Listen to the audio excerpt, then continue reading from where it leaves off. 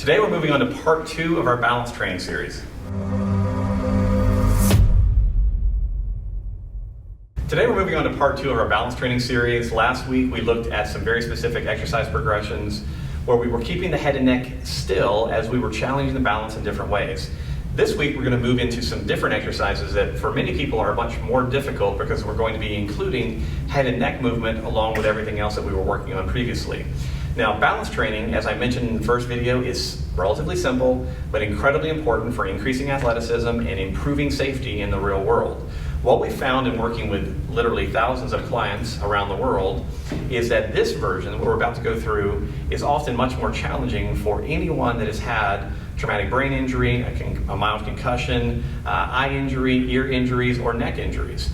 If you've had whiplash injuries, one of the things that we often see in the literature is that there's a compromise in balance. Sometimes that can be from stuff in the head and neck. Other times it can be because the head and neck information has never been reintegrated with the body through an appropriate training regimen. So this particular set of exercises, while seemingly simple, can be very, very challenging, so don't get frustrated.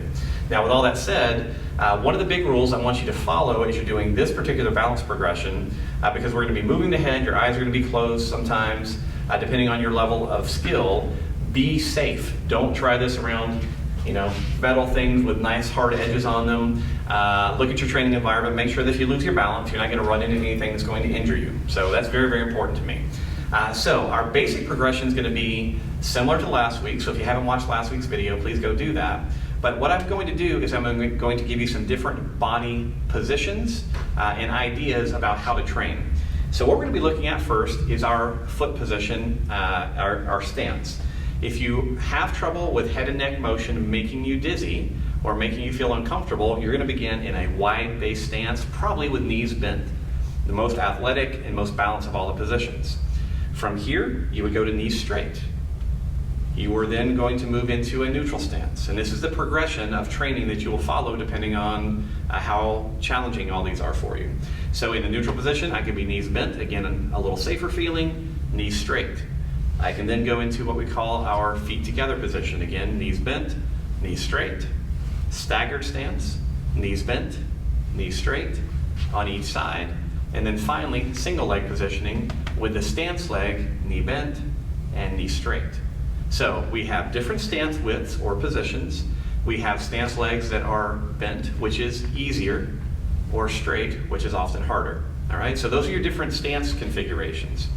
The next thing we're going to talk about is what we're going to do with our head and neck. Whenever you're doing balance training for the real world, what we're going to tell you is that you're going to want to work on turning the head right and left, tilting the head right and left, flexing and extending the head. So extending and flexing. All right? So we have rotations, lateral flexions, flexions, and extensions. All right? Those are going to be basic head motions that we're going to now incorporate into different stance positions. So our basic rule in balance training is to find a safe but challenging position and a safe but challenging movement. So the way that you start to work through this is if you're kind of a normal athletic person, you probably can begin with your feet together or in a staggered stance. In this position, what you're going to do is looking ahead, quickly turn your head to one side with your eyes open and see how that affects your balance. If you have to step out, that's okay. That's called training. You don't have to get it right. If you get it right all the time, it's probably not hard enough. So then come back to neutral, turn the opposite direction. Again, see what happens with your body. Tilt your head, and in each of these positions, I want you to hold for 15 to 30 seconds. That's the real key here, because if I just go back and forth and up and down, it's challenging, but I want you to build some endurance in these positions as well. So again, rotate each direction, tilt each direction, look up at the ceiling, look down at the floor. Again, 15 to 30 seconds in each position.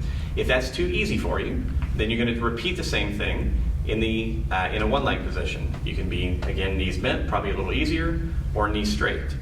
Once you've worked your way through that progression on both feet, you would then repeat the whole process with your eyes closed.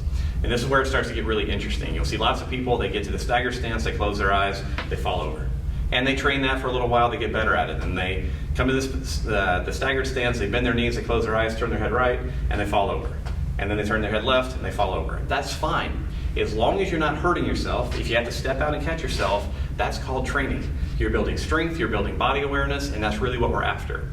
If you can go through eyes closed, staggered stance, all the different head motions, and you're fine, you then want to progress into the single leg stance version where you're doing this eyes closed, head up to the ceiling, down to the floor, right, left, working through that different progression. As I mentioned last week, if you look at the research, usually 7 to 10 minutes per week, or 7 to 10 minutes 3 times per week, balance training is significant enough work for your brain to start to adapt very, very quickly. You usually see really significant improvements in your balancing ability in 4 to 6 weeks of work. So these are our 2 basic categories of balance skills: head still, and then head and neck in motion. Remember that we've given you some different criteria: your stance, your knee position, eyes open and eyes closed. With this, you have a nice menu of different balance activities that you can use to train your balance basically anywhere. You can do it at work, you can do it at home. So as you sort through this, remember your safe but challenging positions is where you're going to start, and then you'll work to the progressively more difficult versions from there. I know that if you'll work with this next 4 to 6 weeks, you're going to see significant improvements throughout your life as a result of your improved balance. So if you have any questions about this, let us know. Otherwise, good luck. Or perhaps you have suffered some kind of injury to the head, post-traumatic. All right, start it over. Like injury to the head where you can't remember what you want to say anymore, just kind of ramble off into nothing. In my head, I forgot. MTBI is what I'm looking for right there. That was a BTBI, blog. To buy. Blog TBI. Matt buy. All right. We'll just snip that right there. All right. I'm starting from the top. Starting from the top.